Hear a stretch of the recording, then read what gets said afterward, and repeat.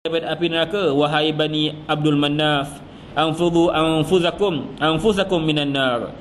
Ya Bani Abdul Muttalib, anfudhu anfusakum minan nar. Ya Fatimah anfudhi nafsaka minan nar, fa inni la amliku lakum minallahi syai'a ghayra anna lakum rahaman sa'uballiha bibalaha. Jadi Rasulullah kata kepada kaumnya semua, pertama kepada keluarganya yang pertama iaitu Ka'ab bin Luay, yang kedua Murrah bin Ka'ab, yang ketiga Abdul Syam, yang ketiga Bani Abdul Manaf, yang keempat Abdul Muttalib. Bani Abdul Muttalib, berimanlah kamu kepada Allah, iaitu selamatkan diri kamu daripada api neraka. Sesungguhnya aku tidak memiliki diri kamu, Rasulullah kata. Aku tidak ada apa-apa kepada kamu. Rasulullah kata lagi, wahai Fatimah, bebaskanlah dirimu dari neraka. Sesungguhnya aku tidak upaya, hanyalah setakat berhubungan tali silaturahim yang abadi di antara kamu sekalian. Tak ada apa-apa. Jadi tak ada. Kalau kamu tak nak masuk Islam, tidak boleh Rasulullah selamatkan kamu. Bahkan Fatimah, Rasulullah ada anaknya, kalau kamu tak masuk Islam, maksudnya tidaklah aku boleh tolong apa-apa.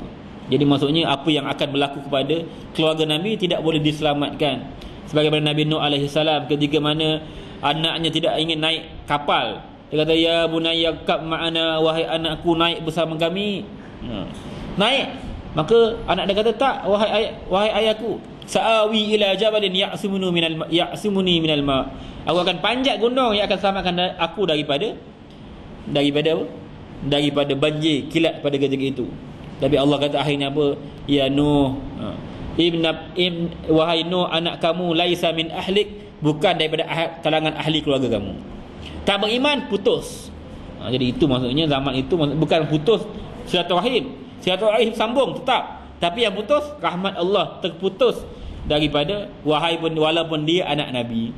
Jadi kita tak boleh kata bahawa apa sahaja yang hubung kepada kita, ayah kita beriman, kita akan jadi beriman. Ayah kita tak beriman, kita jadi tak beriman. Tak. Dia tak ada hubungan apa-apa. Maka kalaulah mereka tak nak peluk Islam, maka akhirnya mereka akan dimehumbankan Allah ke dalam api neraka. Puak Quraisy telah menunjukkan reaksi mereka terhadap seruan Nabi Muhammad SAW dengan berpaling tadah dan mencemuh seruannya itu dengan alasan mereka tidak sanggup meninggalkan agama yang diwarisi dari datuk nenek mereka yang telah disebati dan menjadi darah daging. Untuk demikian Nabi Muhammad SAW telah menegaskan, ya, mereka terpaksa dibebaskan dan direvolusikan mental dan cara pemikiran mereka daripada belenggu taklid dan turut membabi buta, dan cuba menggunakan akal fikiran yang logik serta menerangkan kepada mereka di mana berhala yang diperbuat daripada batu kemudian disembah itu langsung tidak memberi faedah dan membahayakan mereka. Jadi maksudnya Rasulullah pun mengatakan bahawa jangan turut membabi buta. Kita jangan taklid. Pada dalam Islam tidak digalakkan taklid semata-mata. Ikut. Kenapa solat? Entah ayah solat. Kenapa datang kuliah? Ayah ajak. Jadi ini masa kecil bolehlah. Dah besar jangan guna keadaan ini. Taklid ini tidak ada faedah. Dia mesti kita tahu. Kita mesti belajar agama. Yang mana Rasulullah sebut apa? Talabal ilmi faridatun ala kull muslim. Menuntut ilmu wajib kepada setiap muslim. Jangan ikut saja, kena belajar. Kalau kita kata kuliah lagi banyak ustaz lagi bagus. Kalau seorang ustaz makin tak bagus. Seorang punya ustaz kerja kuliah tu kat surau tu, akhirnya ustaz tu cakap semua betul saja. Jadi biar banyak kuliah, kita timbang mana betul, mana salah. Itu yang lebih elok. Ada apa? Kita nak ikut biar kita faham agama. Jangan membabi buta. Kenapa kamu masuk puak ni? Kenapa kamu berada pada pihak puak ni? Dah ayah aku ada kat sini. Kenapa kamu berpaling tadah? Kan nenek moyang kita berjuang dengan golongan ni. Kenapa kamu nak paling tadah? Jangan ikut hanya kepada ibu bapa tanpa ada alasan ataupun tanpa ada sebab kenapa dia ikut perjuangan tu. Tak, kita kena tengok bagaimana zaman tu, kenapa mereka tak nak masuk Islam? Kerana mereka kata ini agama nenek moyang. Bagaimana nak tinggal nama agama nenek moyang? Kalau adat resam ini kita kena letak belakang. Kenapa buat macam ni? Kenapa kahwin buat gini? Oh, nenek moyang buat gitu. Jangan kerana nenek moyang. Ini kerana bangsa, kerana nenek moyang kita ikut apa yang salah. Jangan. Apa yang dikatakan apa? Biar mati anak, jangan mati adat. Ini ada perbahasan lah. Kalau kita panggil orang dewan bahasa, dia ada perbahasan. Saya pernah dengar, saya lupa kenapa. Dia kata bukan maksud mati anak tu mati, tak. Dia ada maksud lain. Ada maksud lain. Betul, anak ni kata adat ni akad agama. Dia ada. Ketika mana saya ketika itu saya di Mesir. Ada seorang daripada kerajaan Malaysia lah, dia terang. Saya pun tak berapa faham masa tu. Kita nak belajar agama, dia cerita pasal adat tersam pula. Kita tak berapa nak tengok pada ketika tu. Dia kata lain. Maksudnya bukan maksud itu. Dia ada maksud lain. Kita kena panggil orang dewan. Kenapa biar mati anak, jangan mati adat? Anak kena jaga adat pula. Jadi adat ni kita kena letak yang ke bawah, atas adalah agama. Kalau adat sesuai dengan agama, silakan. Kalau adat tidak ada dalam agama, maksudnya agama kata tak ada apa-apa, haram tidak, makruh pun tidak, silakan. Tapi kalau agama kata haram, maka adat mesti ditinggalkan. Ada kalanya adat ni kadang-kadang kena tinggal kalau tak betul cara adat yang kita buat. Jadi kalau tak ada apa-apa, memang Islam pun tidak kata apa-apa, maka adat itu boleh menjadi adatul muhakamah. Adat boleh dijadikan sebagai hukum. Kalau dia jadi adat. Jadi kita nak kata bahawa bukan agama nenek moyang yang kita ikut, tetapi kita ikutlah kerana kita faham akan agama Allah Subhanahu Wa Taala. Penyembahan mereka terhadap berhala-berhala tadi semata-mata bergantung kepada perasaan sentimen dan ta'assub yang melulu kepada datuk nenek moyang mereka yang terdahulu. Firman Allah yang berbunyi, fa idza qila lahum ta'alu ila ma anzalallahu wa ila rasul qalu hasbuna ma wajadna alaihi aba'ana awalau kana aba'uhum la ya'lamuna syai'an wa la yahtadun. Dan apabila dikatakan kepada mereka, marilah mengikut apa yang telah diturunkan oleh Allah dan kepada Rasul, mereka menjawab, cukuplah untuk kami apa yang kami dapati, bapa-bapa kami mengerjakannya.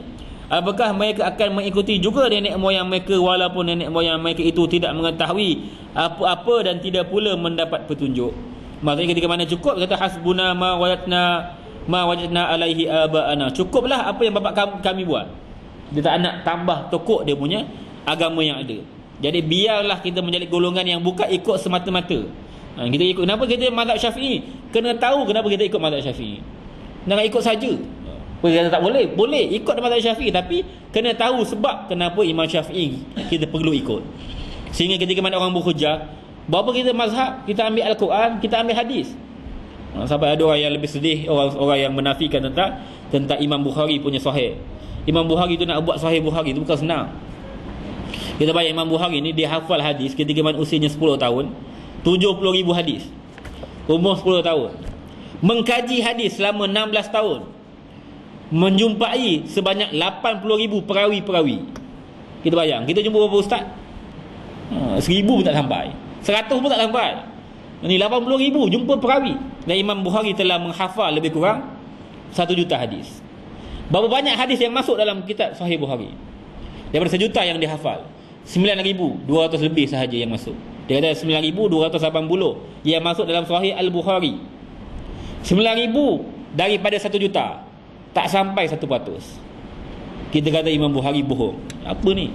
Imam Bukhari tu dia nak solat hajat, dia solat 2 rakaat sebelum tulis kitab. Daripada 100 juta yang dihafal, banyak dia ketepikan kerana perawi tak siqah, perawi tak betul, sanad tak boleh terima, lafaz tak boleh terima, macam-macam dia buang. Tapi akhirnya kita kata, Sahih Bukhari tak betul. Kita senang je. Kita siapa banding dia siapa. Orang kata lagi, dia kata ni tak betul ni, fahaman hadis ni salah. Sedangkan Imam Syafi'i kata gini, kita pula kata Imam Syafi'i tak betul. Imam Syafi'i ni di antara 4 imam, Imam Syafi'i dari kalangan imam yang paling pandai bahasa Arab. Kalau dia Quraisy, dia bangsa Quraisy, faham bahasa Arab. Jadi kalau kita kata Imam Syafi'i tak jumpa ke hadis ni, mesti dia jumpa. Imam Syafi'i tak faham hadis ni, ayat Quran ni, akan dia tak faham. Akan dia lebih tak faham daripada kita.